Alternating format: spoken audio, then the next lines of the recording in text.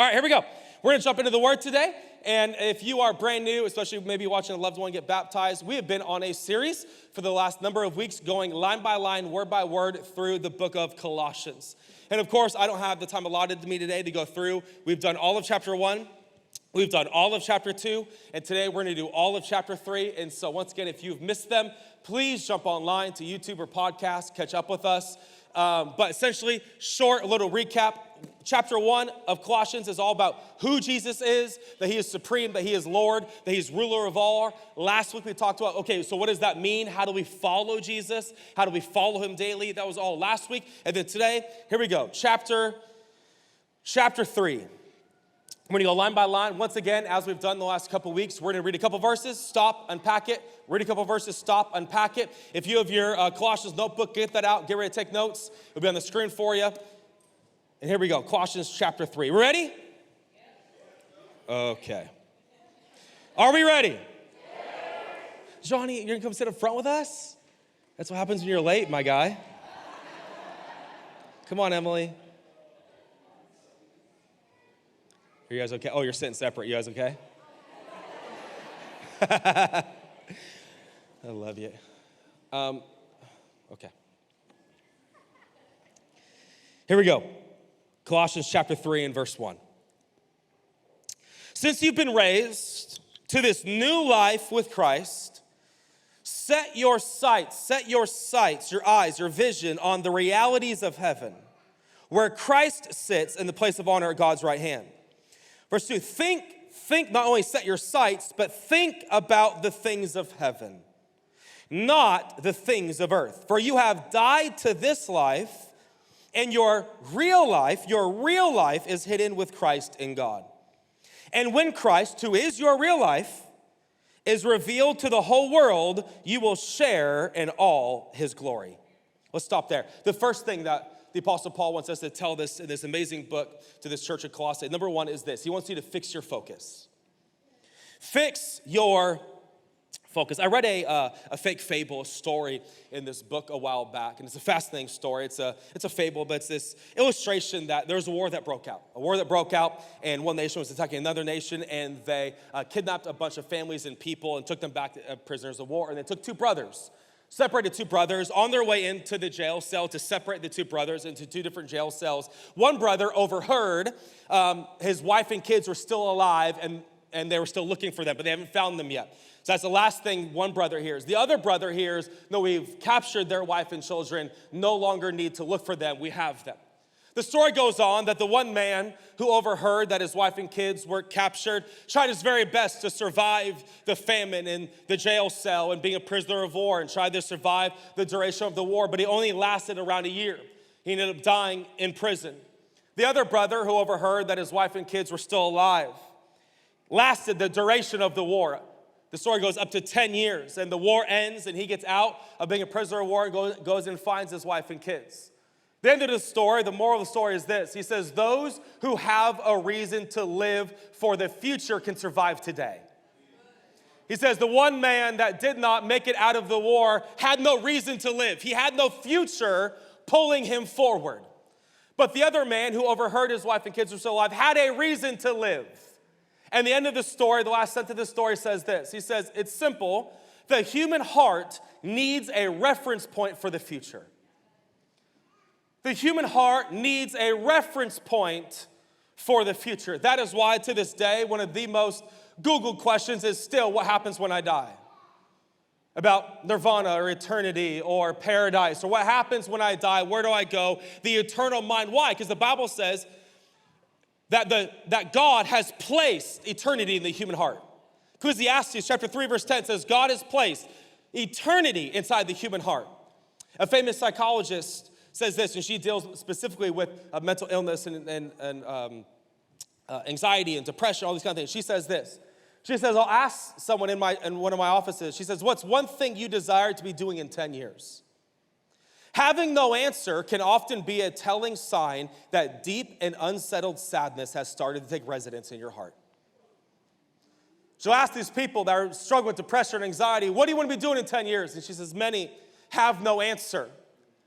It's because they are not living with a reality of tomorrow, a reality of future. And the first thing that Paul wants these people to know in the first 4 verses is, hey, if you're gonna follow Jesus, make sure your sights, make sure the reality of your mind and the things you think about are set on heaven, not on the things of earth, not on the things of earth, not on the things of earth, but on the things of heaven.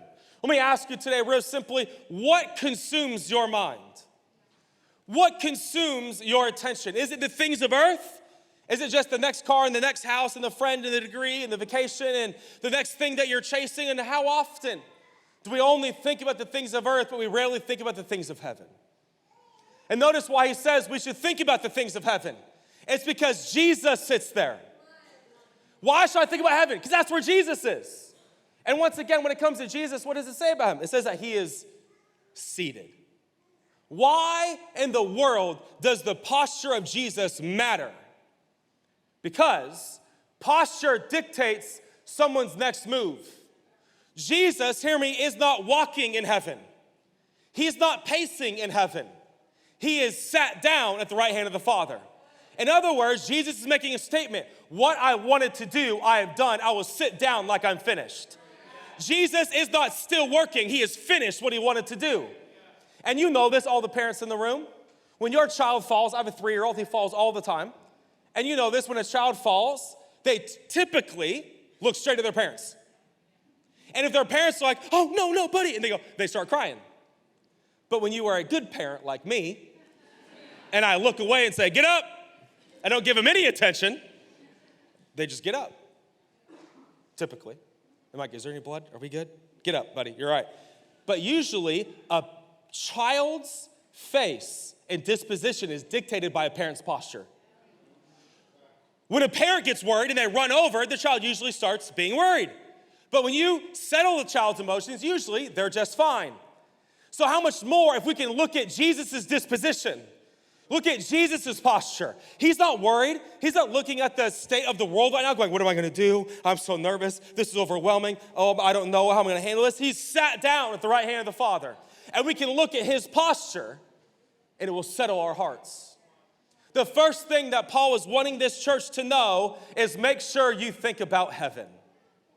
Not only that, look at in verse 2, he says, think about the things of heaven. Paul, what do you mean by that? Think about the things of heaven. Think about one day that disease will be gone. Think about one day every tear will be wiped. Think about one day you'll meet those loved ones again that have been gone from the earth for a few years. He says, think about those things. Think about heaven. Friend, we need to, as Christians, if you are in the room today, we need to talk about heaven more often. As friends and believers, as Christians sitting around dining rooms and restaurants and back patios and car rides, we need to talk about heaven more often because, friends, this is not our home. The Bible says multiple times, we are sojourners. We're on our way home. And you know this, we treat apartments different than we do homes. It's not ours. We don't own this. You treat something different when you own something, when you're on your way home somewhere. And Paul wants to remind these people, you need to set your sights on heaven. Make sure you fix your focus. I love this quote by A.W. Tozer. It says, the spiritual man habitually makes eternity decisions instead of time decisions. He goes on to say, if you read history, you will find that the Christians who did the most for the present world were precisely those who thought most of the next. It is since Christians have largely ceased to think of the other world that they have become so ineffective in this one. The more heavenly minded you are, the more earthly good you are. Friends, as Christians, we need to set our sights on heaven. We need to set our minds on heaven. We need to set our realities on where we are going. And I bet you in this room today, many of the decisions you made that were poor is because you had no vision. When we don't have a vision of the future, when we don't have a reference point for the future, how many bad decisions have we made in the moment? Because who cares what I do now? Tomorrow doesn't matter. I don't know where I'm going. I have no vision. I have no plan. So who cares where I'm going if I make decisions right now if tomorrow doesn't matter? The first thing that Paul wants these people to know is make sure when you're following Jesus, you set your mind, you set your attention on the things of heaven. Let's keep going. Now, in these next 20 or so verses, 15 verses, just buckle up. The next 15 verses are a doozy. And so if you have never been in church and this is a very new environment for you, I am so sorry. But Colossians chapter 3, verses 5 to 23 are a lot. And we're going to talk about a lot of very triggering things, but let me unpack it. Just give me some moments. But here we go. Not only do we set our mind on heaven, but verse 5, he says this. So make sure you put to death the sinful, earthly things lurking within you. Have nothing to do with sexual immorality, impurity, lust, evil desires. Don't be greedy, for a greedy person is an idolater, worshiping the things of this world. Because of these sins, the anger of God is coming. For you used to do these things when your life was still a part of this world. But now is the time, notice this, but now is the time to get rid of anger, rage, malicious behavior, slander, dirty language. Don't lie to each other, for you have stripped off your old sinful nature and all of its wicked deeds. Put on your new nature and be renewed as you learn to know your Creator and become more like Him. We're almost done. In this new life, and this is going to be a lot, but we'll unpack it in a second. In this new life, it doesn't matter if you're a Jew or a Greek, circumcised or uncircumcised, barbaric or uncivilized, slave or free. Christ is all that matters, and He lives in us. Verse 12, since God chose you to be the holy people He loves, you must clothe yourself with tender heart and mercy, kindness, humility, gentleness, and patience. Let's stop there. Not only number one is he saying, make sure you set your realities on heaven, but number two, he's simply saying your title changes your wardrobe. Your title changes your wardrobe. You know this, when you elevate in your career, you get a new job, you get a new title, you become a C-suite, you become a manager, you get a different couple zeros on the payroll, you start dressing different. You don't show up as the manager or as the boss of the whole company in your PJs. Or maybe some of you do, and that's why your career is taking a left. But we don't do that. We show up. We put on the right clothes. We dress the part, if you will. And you've heard this phrase, dress like you want to get that job, right? Dress the part. Paul is simply saying the same exact thing. When you become a follower of Jesus, you put a different wardrobe on. And do you notice all of the language that he's using? It's multiple times. He says, put on, put off. Take on, put on. Then he says, clothe yourself. Then he says, old man, new man. All of those words in Greek, I know we're reading in English right now, but all of those words in Greek are essentially the same word as you would tell someone, take your jacket off. Take your clothing off. It's all clothing language. It's, oh, that's dirty. That has holes. That's not needed. That's old. Take that off. Take the clothing off. He uses that same language with our relationship to Jesus. He says, hey, now that you serve Jesus, you should be dressed different.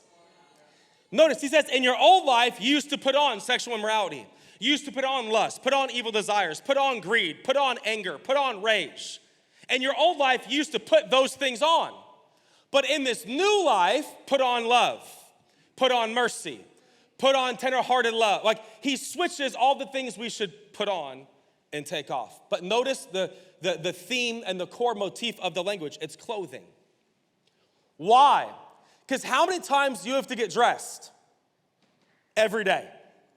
Or at least you're supposed to. Some of you work at home people haven't been dressed in a while. But you're supposed to be getting dressed every day. I think that's why he uses clothing language, because you don't just put Jesus on one time.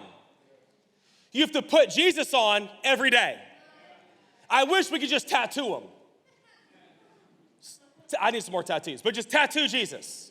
Just put him on. It's a one-time thing. He's there, and now it's subconscious. No, you have to consciously put him on. Every morning when I wake up, I'm putting on Jesus today.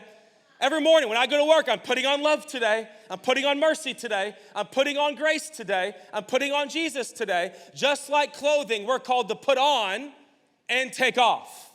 But notice the onus. Notice the imperative language. You have to put it on. It doesn't jump on you. It doesn't fall on you. You don't just wake up one day randomly more like Jesus. Friends, I've been doing this for a long, long, long time.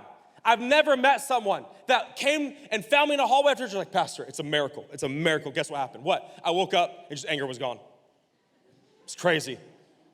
Pastor, it's crazy. I just woke up and all of my sexual desire was just gone. It doesn't happen that way because those things don't fall off. They have to be taken off.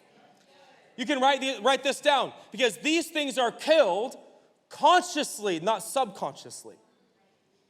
Strongholds don't fall down, they are taken down. You don't wake up, and by the way, it goes both ways. You don't wake up one day with those things falling off you, and you for sure don't wake up one day with Jesus jumping on you. Notice the same language. You have to take off and put on. Both decisions. It is so hot in here. Anyone else? Or is it just me and my jacket and my hat? I should have worn today. It's a willful choice every single day. I'm going to take these things off, and I'm going to put these things on. It's not a subconscious, you just wake up one day, more like Jesus. You have to consciously choose. And notice what he says, this very funny word. Verse 5 says, make sure you put things to death. The earthly things that are lurking. Nobody wants to be called a lurker. That's like the most disrespectful, like, bro, you're a lurker. Like, but he says, hey, there's some sins in your life, they're just lurking. But do you notice? Sins like this don't want to make themselves known. They want to lurk. Sexual morality is not trying to make itself known. Lust is not trying to make itself known. It's trying to what? Hide itself. It's trying to lurk. And what do you have to do with things that lurk? You have to search them out.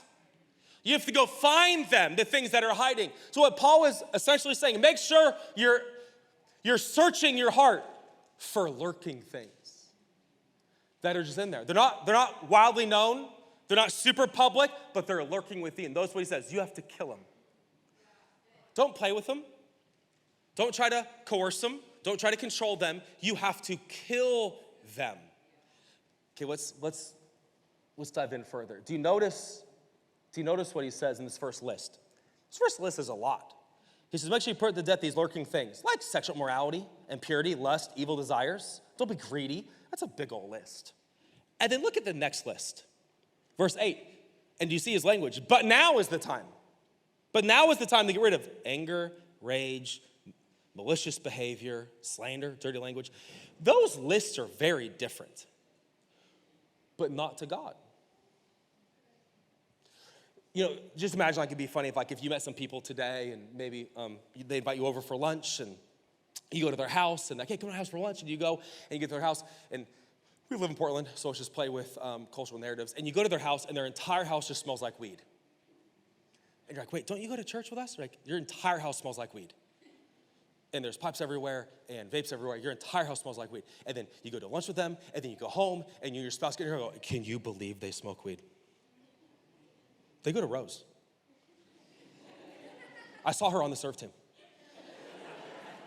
I'm not driving the golf course with her ever again. While rage destroys your heart. Do you see how many bottles of alcohol are in their house? She's for sure a drunkard. While you have the most foul language and malicious behavior. Because what we want to do is make one list worse than the other. And it sounds like this. Well, thank God I don't sin like them. Because we think that sexual immorality is just, did you hear they're living together? They're not married. How dare they? Well, unforgiveness rages in your heart.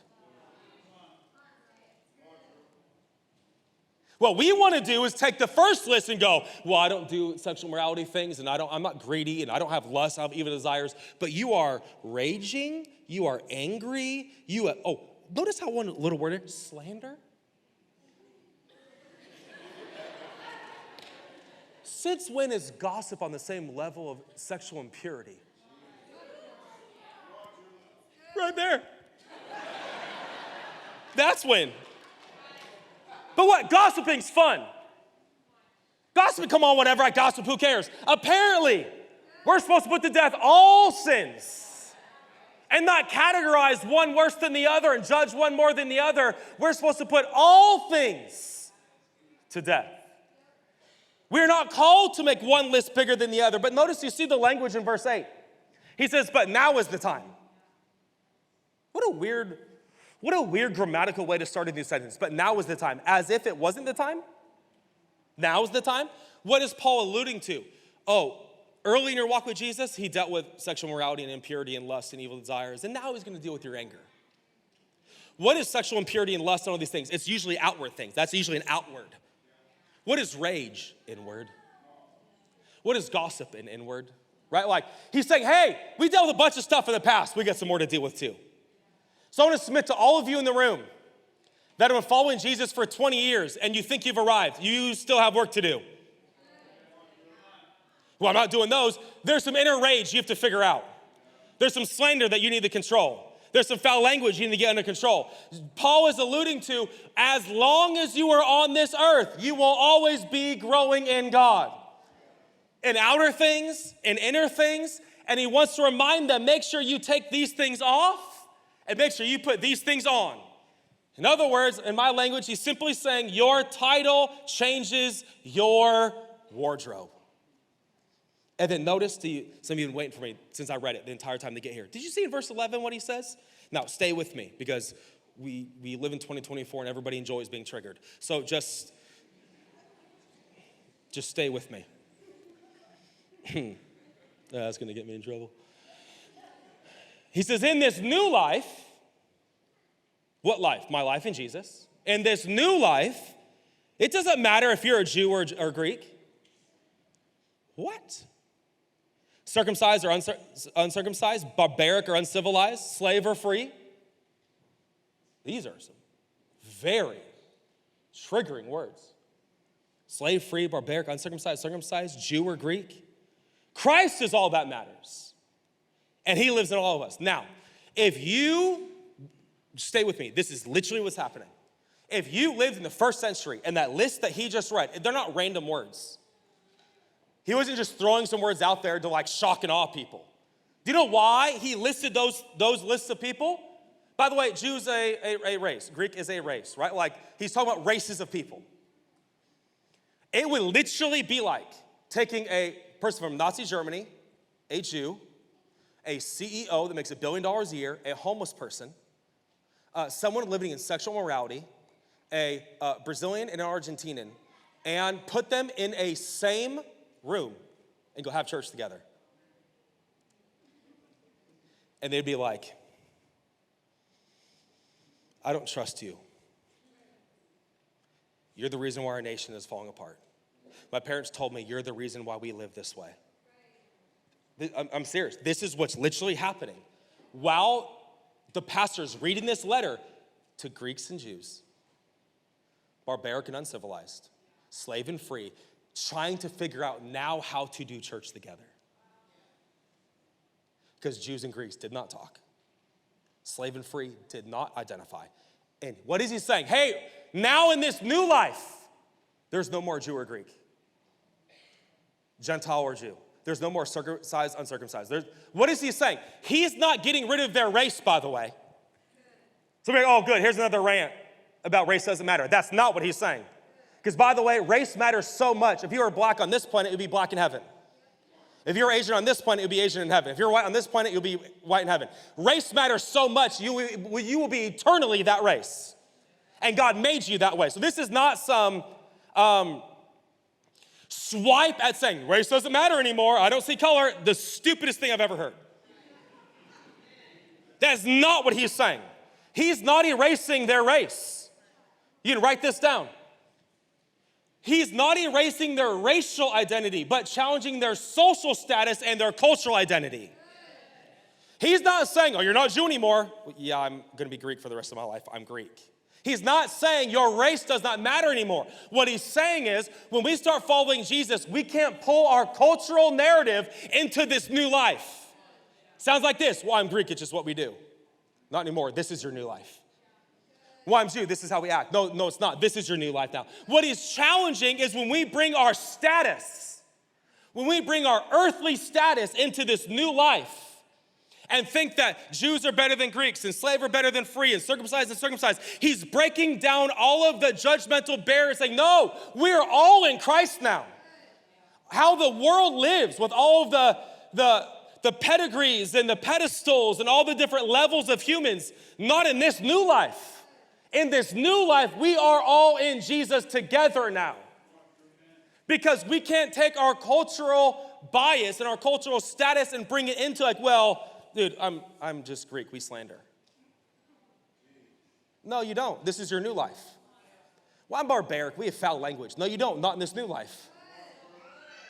Well, I'm Jew, we get circumcised. No, not in this new life. He's attacking their arrogance of their status on what they can bring into Jesus, saying that none of that comes. All that stays here in this old life. You now are putting on new clothing. Your clothing is changed. Your wardrobe is changed by your title. And notice one of the key words here. We're going to keep going because it got real quiet in here. Verse 7, did you see it? You used to do these things. He's saying, hey, the whole list that I just read, all the sexual impurity and the gossip and the rage and the anger and the greed, you used to do those things, but now you put on Christ. What is he simply saying? You write this down. You are never bound to a pattern of life. The gospel is more powerful than your history. He said, hey, by the way, you used to be that way. For some of you in the room, like, I'm just always going to be this way. No, you're not. You are not bound to a certain pattern of life. You're not bound to a certain typical personality trait. You're not bound to a certain set of narratives your parents gave you. The gospel is more powerful than that. And it can give you, I used to live that way. I used to have that pattern, but the gospel broke it out of my heart. I used to live like that. Not anymore. What happened? I got dressed. I put on new clothing. I put on love. I put on mercy. I put on grace. Why? Because when I received my new title in Christ, I changed my wardrobe. Let's keep going. Verse 12. We okay? Overflow, are we good? I hear you in faith. Since God, look at this, how he changes. Since God chose you to be the holy people, now it goes from like you to like people language, a plural language. Look at this. Since God chose you to be a holy people, clothe yourselves with tender-hearted mercy, kindness, humility, gentleness, and patience. Verse 13, make allowance for each other's faults and forgive anyone who offends you. Remember, the Lord forgave you, so you must forgive others. Above all, clothe yourselves with love, which binds us all together in perfect harmony, and let the peace that comes from Christ rule in your hearts. For as members of one body, you are called to live in peace and always be thankful. Let the message of Christ in all of its fullness and richness fill your lives. Teach and counsel each other with all the wisdom that he gives. Sing psalms and hymns and spiritual songs to God with thankful hearts. And whatever you do, whatever you say, do it as a representative of the Lord Jesus Christ. And give thanks through him to our God the Father. Stop there. The third thing he wants us to know about this new life is treat each other how Jesus treats you. Treat each other how Jesus treats you. I've been pastoring for quite a while. Been in church my entire life. I've had a lot of conversations with people, thousands of them. And I've noticed this. I picked this up, and maybe you have too. Many Christians treat other Christians how they think God treats them. So if you think that God is an angry man on an anthill with a magnifying glass waiting for you to screw up, and you are strict, and God is angry, and God is controlling, and he's just waiting for you to step out of line one time so he can smite you, and he's waiting one time to judge you, and no wonder you're so judgmental to everybody else, because you think God treats you that way. Or if you think that God's grace means you can do whatever you want and you live completely unlike how God wants you to live, but you call yourself a Christian, like, it's just grace, you can do whatever you want. And you let everybody else do the same because you think that's how God treats you. I've picked this up, I've noticed this, that many Christians simply treat everyone else how they think God treats them. And what does Paul want to remind us? I want to remind you, notice this is so funny to me. I laughed out loud while I was reading this week. I LOL'd.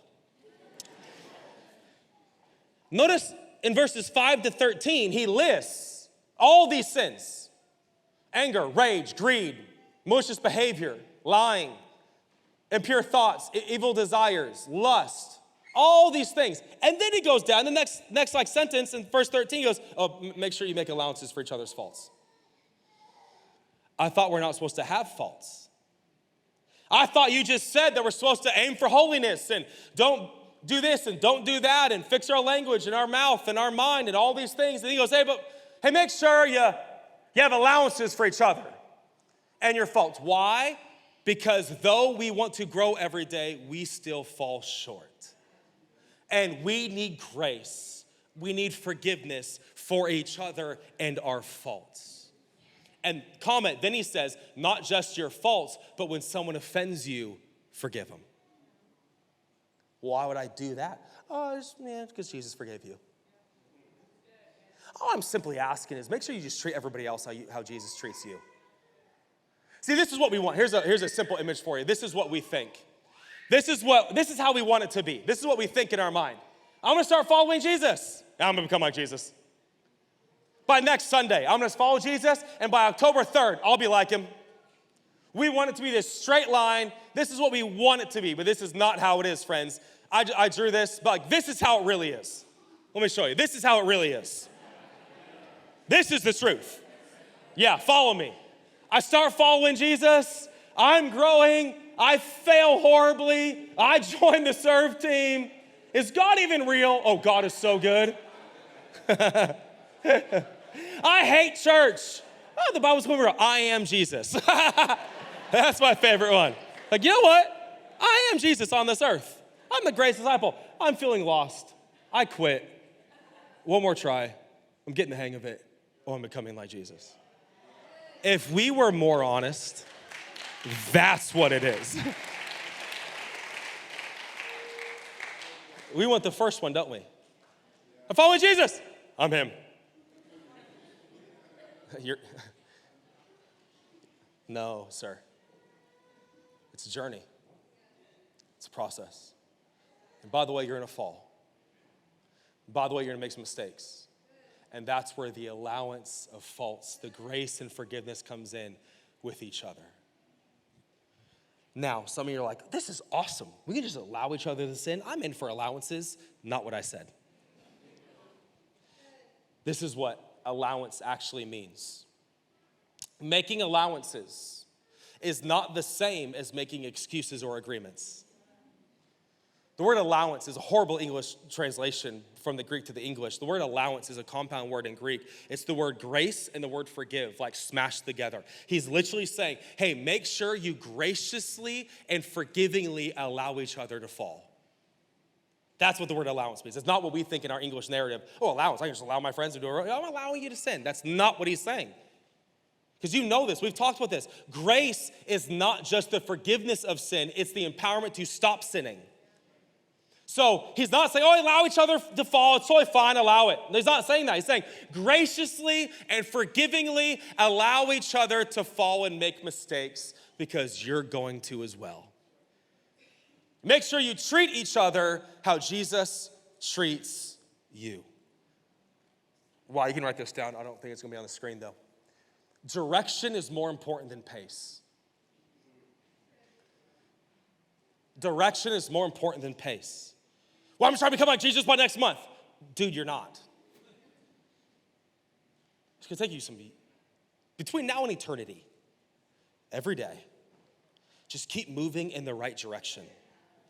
It might take you longer than you want. You might take 3 steps back and 2 steps forward and fall and get back up and do great for 3 months and then disappear for 3 months. Make sure you're just moving in the right direction. God is more concerned about your direction than your pace. And make sure that we're allowing each other and giving each other grace because we're called to treat each other gracefully. Look at this C.S. Lewis quote about forgiveness. We have that one. Forgiveness is a lovely idea until you have something to forgive. Yeah, let's live in a community of forgiveness. I deeply offend you. Get out. Forgiveness is a lovely idea until you have to forgive something. It's very hard. It's very difficult. But this is the community. This is the life. And this new life of Jesus we are called to live. Next, let's keep going. Here's some more very culturally triggering things. Stay with me. I'll explain it, at least to the best of my ability. Verse 18. We ready?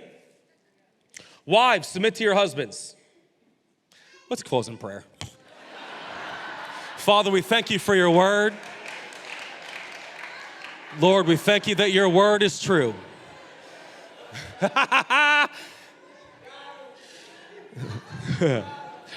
Wives, submit to your husbands, as is fitting for those who belong to the Lord. Verse 19, husbands, love your wives and never treat them harshly.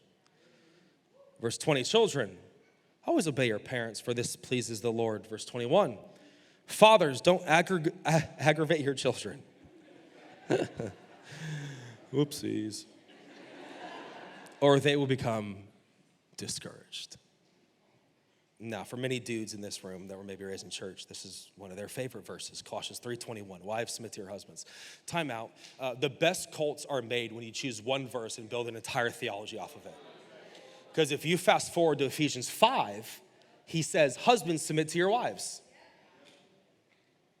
So this is not some like chauvinistic, like, oh, this is why I hate the Bible. This is some first century chauvinistic, like man rules everything, wives submit. No, like in Ephesians 5, it says, husbands, submit to your wives. Marriage is about mutual submission, that we submit to each other.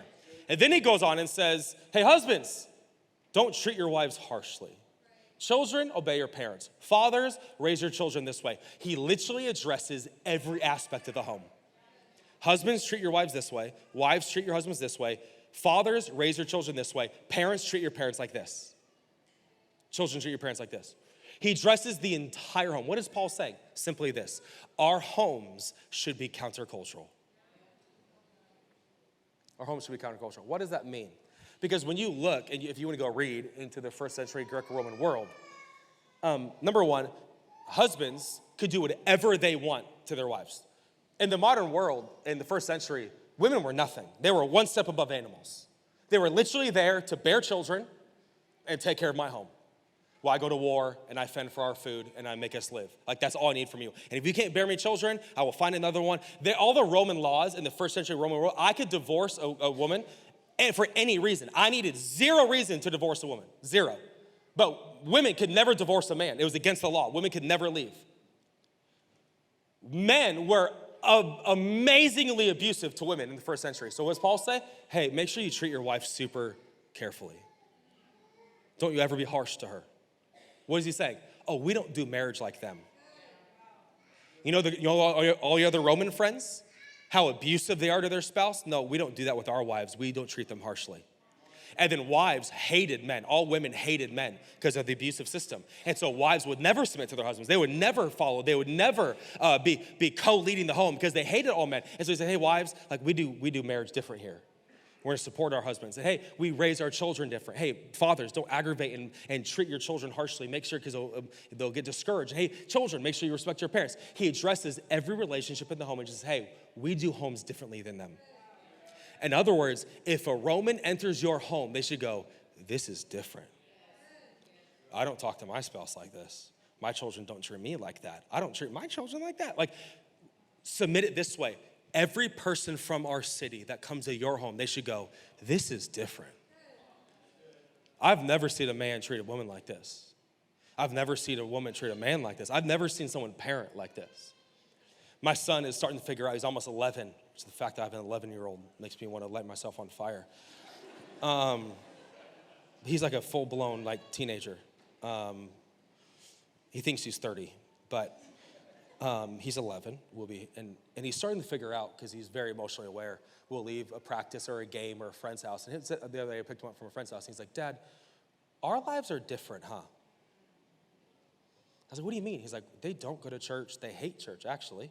He made fun of me for going to church, and the dad was very mean, and the mom was like, what is he figuring out? Oh, our home is not like their home. And did Cruz quote Colossians 3:22 and 23 to me? No, but what is he saying? Our home is countercultural. And yours should be the same, by the way. That's all he's simply saying. Hey, our homes, how we do marriage and family and kids, is not at all how they do it. Our homes should be different. Last, fifth, before we go into time of baptisms, once again, another very triggering moment. I'll explain it to you to the best of my ability. Verse 22. Slaves, obey your earthly masters in everything that you do. Try to please them at all times, not just when they're watching you. Serve them sincerely because of your reverent fear for the Lord. Verse 23, work willingly at whatever you do, as though you are working for the Lord rather than for people.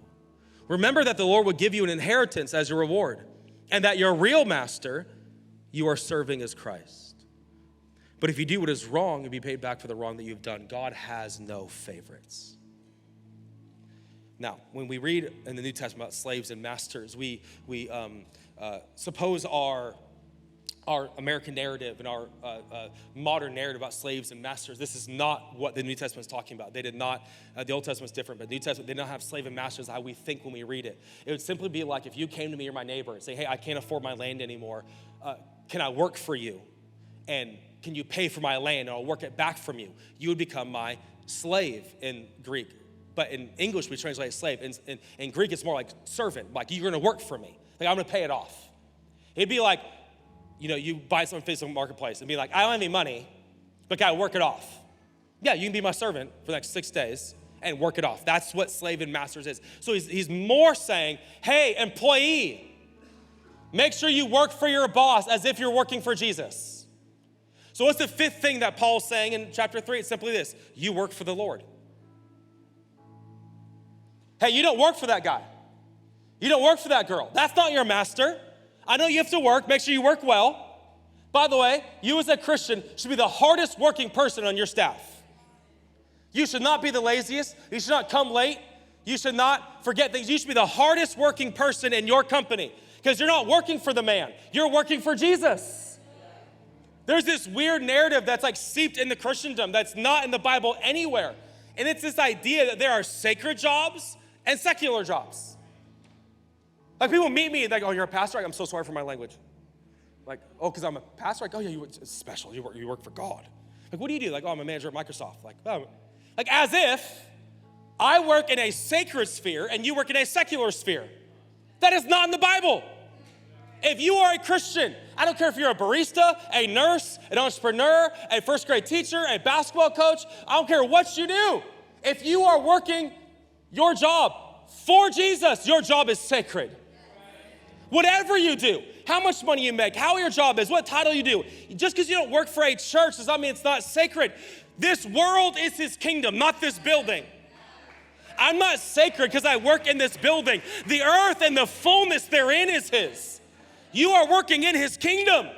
So make sure when you go to work tomorrow, you have a mindset going, I'm working for you. Notice what he says. He says, if you work for Jesus as your master, he will give you a reward. So you can take out of your mouth, well, they owe me. And I hope you get your money back. I hope the business turns up. I hope that stuff goes well for you. But you must understand, they don't owe you. You're gonna get your inheritance from the one you're actually working for. In other words, payback is coming. Not from man, not from your boss, not from the IRS for sure, not from like all these other organizations like, oh, I'm getting my money back. Wait a minute, who are you working for? I'm not working for you. I'm working for the Lord, and he's my master, and he sees what I do. He sees my work ethic. He sees my investment. He sees my sowing, and one day I will get my inheritance back by my actual boss. And he wants to remind us, you work for the Lord. Now, we're going to end here. We can wrap up all of chapter 3 in one sentence, simply, and it's this. All of chapter 3, all he wants you to know is this. There is no area of our life that the gospel does not touch. You cannot compartmentalize Jesus. There's no area. It affects your job, your marriage, your kids, your home, your sexuality, your money, your greed, your language, your mindset, your thinking, your plans. All of chapter 3, he's simply just telling them, hey, just so you know, you want to start following Jesus, the gospel is going to touch every area of your life. Every area. How you marry, who you marry, how you raise your kids, how your home goes, how you spend your money, how you treat your boss, what the things you think about, the things you meditate about, your sexuality, your anger, your rage, your emotions, behavior, your language, your mind, everything. Every aspect the gospel is supposed to seep its way into. We're not supposed to shove Jesus in certain areas. Well, you can do this, but this is mine. No, we can't compartmentalize him. The gospel is like leaven. It will move through everything it touches and take over everything. Chapter 3, in this new life, it's the gospel that takes over every area. I want to ask you simply today, friend, what area of your life have you not let the gospel enter into yet? What area of your mind, your sexuality, your money, your wallet, your future, your marriage, your relationships, how you date, how you DM, what you post, how you treat your boss, everything. What areas have you stiff-armed? No, the gospel can't come in here. No, you can't compartmentalize this man. He's going to come into every area, and the gospel is going to change every area of our lives. We need to set our sights on heaven, set our mind on heaven. We need to take off the old clothing and put on the new. We need to allow each other grace, forgiveness, allowance to fall and fall short. Forgive one another. Why? Because Jesus forgave you. We need to run our homes like Jesus is there. Our marriages and our homes need to look different. And our work life needs to be different. How we work, what we work. The gospel changes everything.